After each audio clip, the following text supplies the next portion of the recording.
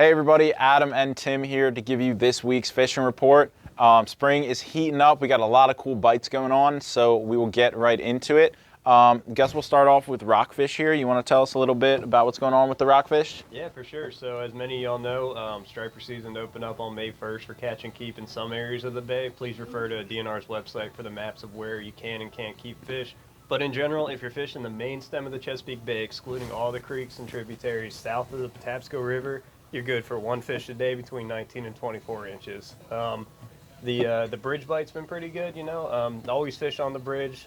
This time of year it gets pretty good usually, so get out there, fish soft crabs on pilings. You can jig for them pretty effectively, fish shallow water baits like topwaters, like this kind of thing, early in the morning on the shallower pilings, eastern, western side. As always, the rock piles always hold fish. Even though you can't keep fish in the rivers right now, they are pretty loaded with schoolie-sized fish, and you can, again, catch those on topwater, spooks, or paddle tails. Fishing shallow, especially if you find some, shallow water rock piles with some good current going over them, or grass lines or docks. Dock lights are great too. Really anywhere, it's been pretty decent. Just make sure you're in a good area to keep fish if you want your one fish a day. Yeah, absolutely. And Timmy hit on it. Those schoolies have really woken up throughout the bay. A lot of your shallow water structure is going to be alive with them. Like he was saying, throw a topwater, throw a paddle tail, jig your deeper structure, like your bridge, like Timmy was saying. Don't want to beat a dead horse, but they're out there and they are pretty readily available for you guys to catch. They're feeding pretty hard. As far as some other stuff going on in the bay right now, we've got catfish. Really good blue cat bite going on right now, guys, as well as a couple channels and white catfish mixed in, but it is primarily those blue catfish. I've heard good things of blue catfish from all the way up Havre de Grace, Susquehanna, all the way down to like the Potomac. They're in all the rivers right now. Find a deep hole, find a creek mouth, but really any of those rivers are going to be a good bet for catching those catfish. If you're out in the main bay, look for some structure. I know guys have been doing pretty good off Pedickery Point, or if you find like some submerged rock piles or a deep channel ledge, something like that, just see if you mark them. As far as catfish goes, you go with a high-low rig like this. You go with a fish finder rig. Something that a lot of people don't do, which I do recommend if you're in a boat, is throw out some chum, guys. It can be really, really effective to getting those cats to come to you. So throw out a chum bucket off the back of your boat and throw your lines in that chum slick. Just make sure you're up current so that chum is going down and fish are coming to you. But that can be really, really effective for loading the cooler with blue catfish. As far as some freshwater stuff going on, oh wait, let's talk about white perch. Sorry. What can you tell us about white perch, Timmy? I haven't heard of great reports up here, unfortunately, yet. You would expect fish to be kind of like filling into the shallow areas this time of year. Your creek shorelines, docks, grass lines, and whatnot. But I haven't heard of too many people catching fish. Down south a little bit, it seems like it's been a little bit better on the eastern shore, but. Again, nothing much to report, unfortunately, in that front. Yeah, we still need those water temps to come up like just a touch. We tried the shallows in the Magathie for perch, fishing docks and stuff like that, and they were nowhere to be found. So it's kind of a waiting game on that right now. But there's a lot of other things to target, like we said, rockfish, catfish, and then on the freshwater side of things, largemouth bass should be pretty full swing spawn right now. If you guys are going for bass, I know we've been talking about it in previous reports, but if you see them on beds, you got to just piss them off. That's the key. If you want to try and get a bedding bass to bite, it's really fun. It's a sight fishing game. It can be really exhilarating, but I keep saying Ned rig, guys. These Yamamoto 3-inch little Ned worms are going to work really, really good. You might be already finding some post-spawn fish. In which case they're going to be fired up and really ready to eat any moving baits like chatterbaits, spinnerbaits, things like that. But for the most part, those largemouth bass are in full swing spawn.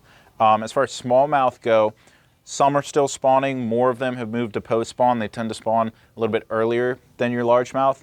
And I know guys have been doing good waiting for smallmouth in the Susquehanna, the Potomac, the Monocacy, throwing like little square bow crankbaits, chatterbaits, things like that, moving baits, because those fish after the spawn are hungry and want to get their calories back up. As far as some other stuff in freshwater, we've got panfish, crappie, stuff like that. You want to tell us about that, Timmy? So the crappies are post-spawn, which means they're going to be hungry and they're willing to eat pretty much anything you throw at them. Hopefully, minnows work great if you're a live bait fisherman. If you like artificials, you can throw little paddle tails like these Kitex. You can throw little grubs, little flies. Floating flies are a really effective way to catch them pretty much any time of the year when they're up and shallow. Even like some moving baits too, like small little crankbaits and that kind of thing will do really well on the crappie.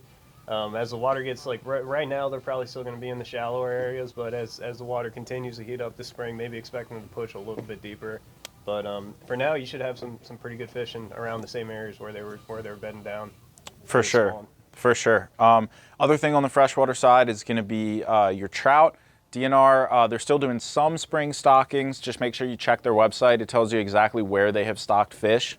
But areas like Patapsco River, Middle Patuxent River, Gunpowder, a lot of different places kind of somewhat local to the area where they have stocked trout. If you guys are going to want to go catch them, head out there with like a little inline spinner like this. MEPS can work really, really good. As we get a little bit later into this stock trout season, they might be a little bit less keyed in on power bait and more keyed in on a more natural forage that would show up in those creeks like bugs and minnows and things like that. So you can definitely go after trout. As far as some other freshwater stuff is going to be your snakehead. Be flat out honest, guys, it's been a little bit tough with this colder weather. I know some guys are getting them on the eastern shore, but as far as the west side goes, they have been tough, and the west side snakeheads tend to be a little bit tougher anyway. But if you're going out there, I would just go with the minnow, guys. Be a little finessey about it with this little float rig. While it's cold, you know, no big noisy chatterbait. You could try a topwater if you wanted to, but really the most effective thing is going to be a minnow or just like a small paddle tail on an EWG hook. But that's it as far as freshwater goes. Let's head over to the coast, Timmy. Tell us what's going on in the surf. In the surf, people are still picking away at some black drum in the Maryland and Virginia beaches. Sand fleas on high-low rigs has been pretty effective, especially if you add a little piece of orange clam or flea fish bite. The fish are generally, they've been a little bit on the smaller side compared to 3 or 4 weeks ago, but great eating size fish if you want to get out there and catch some black drum. Stripers are showing up pretty good in the surf. Expect to see fish anywhere from under the slot to 40-inch cows. So they'll also readily eat a sand flea. If you're lucky, you might be able to get them to eat some artificials too. Flounder also starting to show up too, and you can fish baits like this Gulf swimming mullet on a chicken rig, like a high-low rig essentially with like a 2-3 ounce sinker depending on the surf, and just either slow roll that or jig it back to you and hopefully catch some legal flounder out there.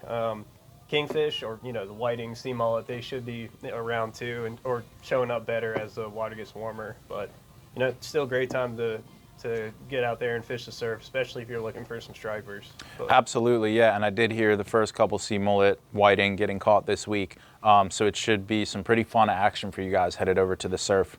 Other thing that should be showing up in the surf anytime now, as we've started to see them in Virginia, but not quite yet in Maryland waters, is going to be your bluefish. A lot of you guys know that's a really, really fun spring run with them blitzing all in the surf and in your inlets and things like that. Just regular old casting metal, guys. GI jigs makes a great one. That should be a really good bet for you to imitate the forage of the bluefish, which is going to be your little rain minnows, bay anchovies, things like that. In the back bays of Ocean City, guys are still catching tog. I haven't heard of any sheephead yet in the inlet, but that should be any day now too. Flounder has been pretty good in the back bay when you can find some clean water. And of course, people are still catching rockfish from the 50 bridge. But as far as our fishing report goes for this week, guys, that is about it. As always, come to the store, comment, DM if you got any questions. Thanks for watching. We'll see you next time.